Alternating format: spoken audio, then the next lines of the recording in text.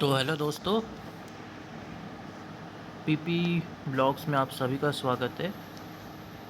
तो यहाँ जो सीटीएट जनवरी 2024 का हम फॉर्म फिलअप का डेट देख रहे हैं, तो ये शुरू हो चुका है 3 नवंबर 2023 से, और ऐसे ही 23 नवंबर रात के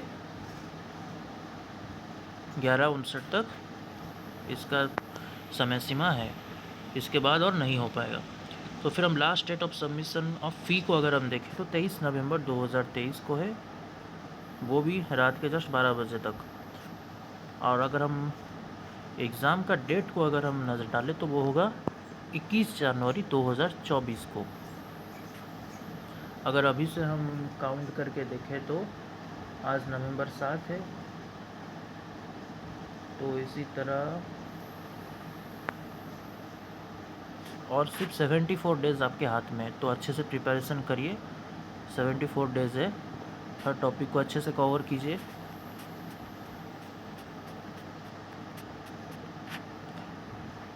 इसके अलावा आपको इन्फॉर्मेशन बुलेटिन की तरफ अच्छे से जाना होगा, जो एंटायर रिक्वायरमेंट चाहिए।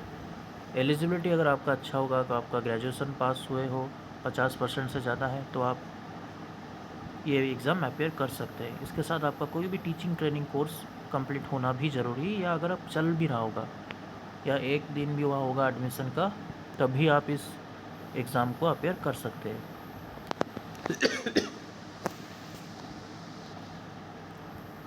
और इस कंफर्मेशन पेज को फॉर्म फिलअप के बाद आपको संभाल के रखना पड़ेगा, ताकि आगे चलकर ये काम आ सके। https://ctat.nic.in में ही आपको फॉर्म फिलअप करना है, और पिन कोड आपको सही से देना होगा जब आप अपने एड्रेस फिल कर रहे हो। पेमेंट फ़ी अगर आप फ़ोनपे, गूगल पे या एसबीआई से देना चाहते हैं तो आप वो भी दे सकते हैं। और ये स्टेप 1, 2, स्टेप 3, स्टेप 4 ये सब आपको स्टेप वाइज इसमें दिया गया है, जिससे कि आप फॉर्म फिलअप कर सकते हैं। इसके अलावा पासवर्ड की अगर हम बात करें तो 8 से 13 कैरेक्टर तक ये पासवर्ड लंबा होना चाहिए, जिसमें कि एक अपर केस, एक लोअर केस अल्फ़ाबेट, एक न्यूमेरिक वैल्यू और एक स्पेशल कैरेक्टर। अगर इस तरह आप रखेंगे तो ये पासवर्ड को एक्सेप्ट करेंगे। बहुत बच्चे ऐसे गलती करते हैं कि कोई एक भी कैपिटल लेटर या स्मॉल लेटर शायद देते नहीं है और वैसे ही लिख देते हैं, या नंबर या कैरेक्टर्स जैसे कि हाश, स्टार, परसेंटेज ये सब देते नहीं है, और इस तरह उनका पासवर्ड बार बार रिजेक्ट हो जाता है।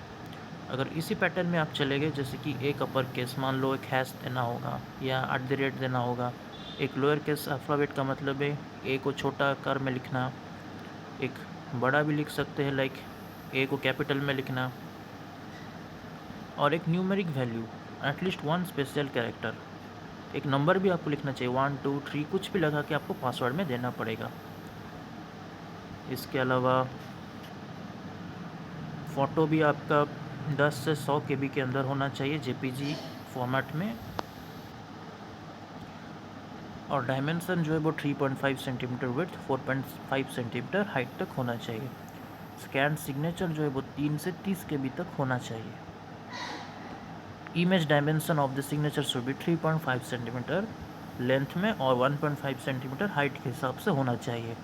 द कैंडिडेट्स आर अवाइज to keep the scanned images of latest photograph and signature, मतलब आपका फ़ोटो जो है वो 2-3 हफ्ते से पुराना नहीं होना चाहिए, और वो भी जेपीजी फॉर्मेट में होना चाहिए, और जो डायमेंशन ऊपर दिया गया है उसी हिसाब से आपको इसे रेडी करके रखना है।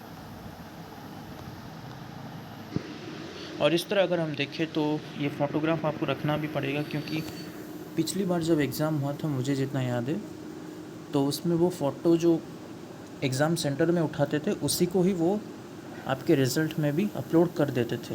हालांकि पहले पासपोर्ट फ़ोटोज़ अपलोड होते थे आपके मार्कशीट और सर्टिफिकेट में, लेकिन इस वक्त वो ऐसा कर रहे हैं कि नहीं, जो एग्ज़ाम सेंटर में कोई भी अगर एग्ज़ाम देने आएगा तो उसी का ही फ़ोटो जो वो कैमरा से उठाते, आपका फिंगरप्रिंट सेंसर लेते हैं, तो वो उसी फ़ोटो को ही आपके मार्कशीट में अपलोड कर देते हैं, ताकि कोई भी अगर आपकी जगह ऐसे फ्रॉड करने के लिए अगर कोई एग्ज़ाम देने आ जाता है अनफेयर मीन्स में, तो वो पकड़ा जाएगा। और ये अच्छा भी है, ये सिस्टम बहुत अच्छा है। फिर अगर हम एग्ज़ाम फॉर्म फिलअप की फ़ीस के बारे में देखें तो पेपर 1 और 2 के लिए जनरल और ओबीसी का अगर हम देखें तो ये 1000 रुपये है। और अगर आप दोनों पेपर फिल करेंगे, पेपर 1 और पेपर 2, इसके लिए 1200 रुपये है। SC ST के लिए सिर्फ 500 रुपये है। लेकिन अगर उनको भी दोनों पेपर्स देने हो तो वो 600 रुपये दे के इसका फॉर्म फिलअप कर सकते हैं।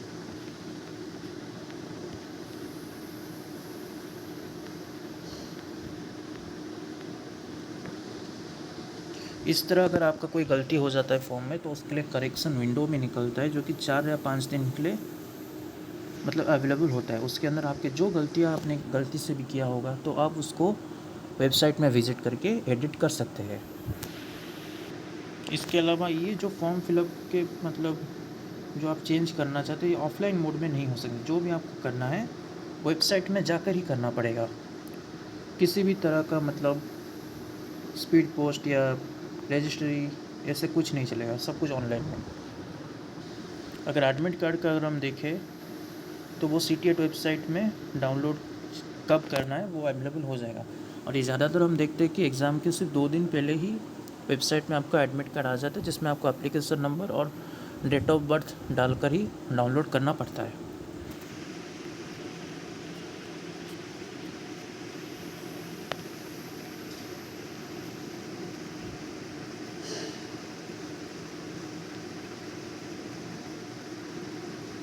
ये आप एग्ज़ाम का टाइम देख सकते हैं। 21 जनवरी में एग्ज़ाम होगा। पेपर 1 सुबह 9:30 से 12 बजे तक। पेपर 2 जो है वो 9:30 से 12 बजे तक होगा। पेपर 1 जो होगा वो 2 से 4:30 तक होगा। पहले ऐसा होता था कि ऑनलाइन में पेपर 1 सुबह होता था और पेपर 2 दोपहर को होता था, लेकिन अब ये बदल गया है।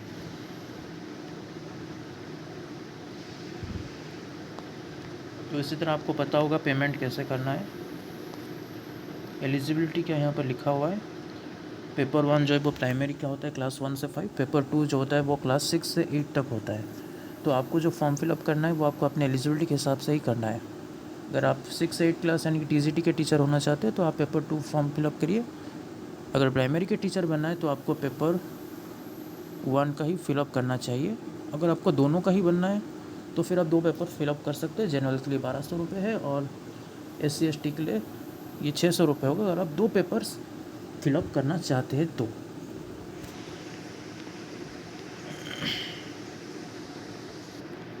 और ये सिलेबस आप देखिए, ये है पेपर 1 का, जिसमें CDP जो है चाइल्ड डेवलपमेंट एंड पेडागोजी जो कि कंपलसरी है। इसके अलावा लैंग्वेज 1 और लैंग्वेज 2 वो भी कंपलसरी है। इसमें आपको 30 मार्क के एग्ज़ाम देने होंगे। Child development and pedagogy 30 mark का होगा, language 1 30 mark, language 2 30 marks. Language 1 में आप कुछ भी ले सकते हैं, हिंदी हो, इंग्लिश हो, उड़िया हो, संस्कृत, उर्दू, तेलुगु, बंगाली, मलयालम, कन्नड़ा या कोई भी ऐसा मराठी, कोई भी लैंग्वेज हो आप अपने हिसाब से ले सकते हैं। लेकिन जो आपको सबसे ज़्यादा आसान लगता है, आपका रीजनल लैंग्वेज हो, चाहे वो हिंदी हो, उड़िया हो, बंगाली, मलयालम, तमिल, तेलुगु, कन्नड़, कोई भी लैंग्वेज हो, आप उसको लैंग्वेज 1 में ले सकते हैं। और लैंग्वेज 2 में जो आपको सही लगे वो आप ले सकते हैं। इंग्लिश हो, मैथमेटिक्स भी 30 मार्क का होगा और EVS ये भी 30 मार्क का होगा। तो कुल मिला के 150 मार्क के एग्ज़ाम हो गए, जिसमें से आपको 90 मार्क जनरल कैटेगरी के लिए लाना पड़ेगा।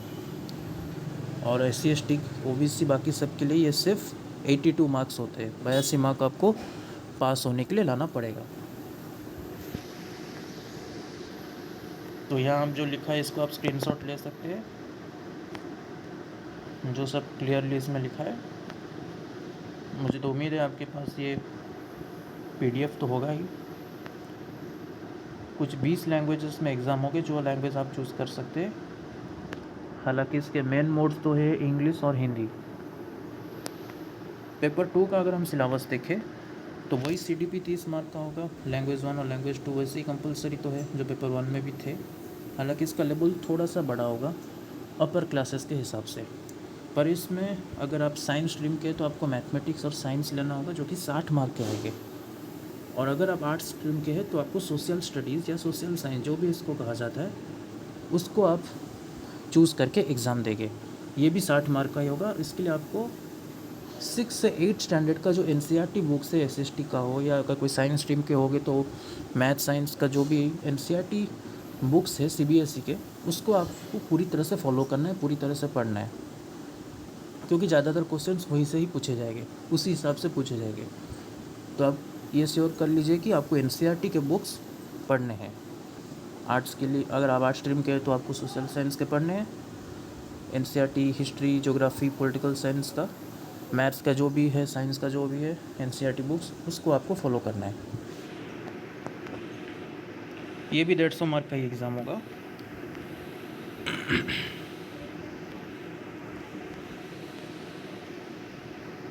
यहाँ भी 20 लैंग्वेज के ही एग्ज़ाम्स हो गए।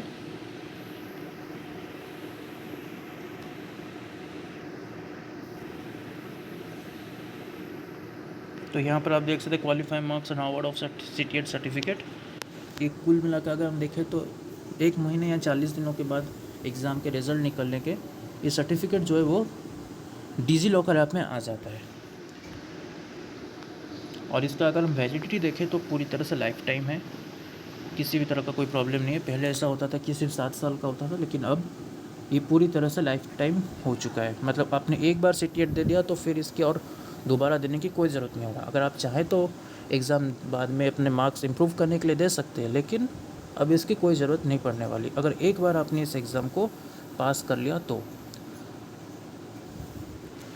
नंबर ऑफ़ अटेम्प्ट्स में भी इसका कोई लिमिट नहीं है, अब जब चाहे, जितना चाहे, जितनी बार चाहे इस एग्ज़ाम को दे सकते हैं। ये है आपका सिलेबस पेपर 1, जिसमें से सीडीपी के 15 मार्क्स आएंगे, यानी कि चाइल्ड डेवलपमेंट का, मतलब 30 मार्क का एग्ज़ाम होगा, जिसमें से चाइल्ड डेवलपमेंट 15 मार्क का आएगा, primary school child, concept of inclusive education ये 5 मार्क का आएगा। उसके अलावा लर्निंग एंड पेडागोजी जो है वो 10 मार्क का आएगा। लैंग्वेज 1 और लैंग्वेज 2 दोनों का सेम ही है, कोई डिफरेंस नहीं, बस आपको लैंग्वेज अलग चूज़ करने पड़ेंगे। सिलेबस सेम है लेकिन आपका लैंग्वेज अलग होगा, जैसे कि हिंदी, इंग्लिश लैंग्वेज 1 में आपको रीजनल लैंग्वेज ही लेना चाहिए, जो आपको सबसे ज़्यादा आसान लगता है। मेरे मानना ये है कि आपको इंग्लिश जो है वो लैंग्वेज 2 में ही रखना चाहिए। अगर आपका इंग्लिश अच्छा है, अगर आप इंग्लिश में ही सबसे ज़्यादा अच्छा है, तो फिर आप पे डिपेंड करता है कि आपको इंग्लिश लैंग्वेज 1 में ही रखना है या 2 में रखना है। इसके अलावा वही तो सिलेबस है, मैथ का भी वही है, ईवीएस का भी वैसा ही है। कंटेंट पे 15 मार्क आता है, पेडागोजी में 15, मैथ्स का भी सेम है, कंटेंट 15 मार्क आएगा, उसके अलावा पेडागोजी भी 15 मार्क का आएगा। पेपर 2 में भी वही सेम चीज़ है, बस वो 6 से 8 क्लास के हिसाब से पूछेगा। सीडीपी में चाइल्ड डेवलपमेंट 15 मार्क का, concept of inclusive education and understanding children with special needs ये भी 5 मार्क का आएगा। लर्निंग पेडागोजी 10 मार्क का आएगा। लैंग्वेज जो होता है वो वैसे ही है जो पेपर 1 में था, 30 मार्क, जिसमें से 15 कॉम्प्रेंशन का पूछता है, यानी कि पैसेज। ये मैं बताना भूल गया था, 15 मार्क जो होता है वो कॉम्प्रेंशन पूछता है, मतलब पैसेज। और बाकी के जो 15 मार्क्स बच जाते हैं वो होता है आपका पेडागोजी, लैंग्वेज पेडागोजी पूछता है। ये दोनों ही लैंग्वेज 1 और 2 में पूछेगा। और ये मैथ्स और साइंस का सिलेबस है, जिसमें से आपका 40 मार्क कंटेंट होगा और 20 मार्क जो है वो ऐसे कुछ कहा गया है, देखते हैं आगे चल के। ये है साइंस का, मैथ्स और साइंस का। इसके अलावा पेडागोजिकल क्वेश्चन जो इसके हैं वो सिर्फ 10 क्वेश्चन ही आएंगे। अब सोशल स्टडीज़ में चलते हैं, जिसमें कंटेंट जो है वो 40 मार्क का आएगा। हिस्ट्री है, ज्योग्राफी है और सोशल एंड पॉलिटिकल लाइफ है। अगर आप पेडागोजिकल क्वेश्चंस का अगर ध्यान दें तो उससे 20 मार्क के आएंगे, यानी कि आप अगर देख ले तो 30 मार्क सीडीपी और 15-15 मार्क जो है वो लैंग्वेज के आएंगे, तो वो भी 30 मार्क का पेडागोजी हो जाता है लैंग्वेज में। यहाँ सोशल स्टडीज़ के 20 मार्क, यानी कि 80 मार्क के पेडागोजी क्वेश्चंस इसमें आने वाले, तो ये ध्यान रखिएगा। पेपर 1 में भी बिल्कुल इसी तरह है, 30 मार्क सीडीपी, 30 मार्क लैंग्वेज का पेडागोजी और 30 मार्क जो है वो मैथ्स और ईवीएस के भी पेडागोजी के, तो उसमें 90 मार्क के पेडागोजी आते हैं। आप पेडागोजी में अगर अच्छा करेंगे तो क्वालिफाई होने के चांसेस बहुत ज़्यादा होता है। और ये है हमारे एग्ज़ाम सेंटर्स। आंध्र प्रदेश के अगर हम देखें तो 4 शहर में एग्ज़ाम हो गए, अरुणाचल प्रदेश में सिर्फ 1। ऐसे हर स्टेट, आपके अपने जो स्टेट्स हो गए, बिहार हो, असम, चंडीगढ़, छत्तीसगढ़, दादरा नगर हवेली, दमन and Diu, Delhi, Goa, Gujarat, Haryana, Jharkhand, Karnataka, her state में काफ़ी सारे एग्ज़ाम सेंटर्स इसमें दिए गए हैं। उड़ीसा के सिर्फ 2 है, भुवनेश्वर और संबलपुर। पुडुचेरी। पंजाब के 3 हैं। राजस्थान के काफ़ी सारे हैं। उत्तर प्रदेश के तो बहुत सारे शहर हैं इसमें, वाह। तमिलनाडु के भी है। तो ऐसे अपने अपने शहर में आपको एग्ज़ाम्स देने हैं। ये फॉर्म फिलअप का तो मैंने आपको बताया था, आपको पता चल चुका होगा। तो चलिए, इतना ही बताना था। CTET एग्ज़ाम जो है अभी और सिर्फ 74 डेज़ बाकी है। प्रिपरेशन अच्छे से शुरू कर दीजिए। All the best. तो आज के लिए इस वीडियो में इतना ही, फिर मिलते हैं एक नए वीडियो के साथ। हो सके तो लाइक, शेयर और सब्सक्राइब ज़रूर कर लीजिएगा। Thank you.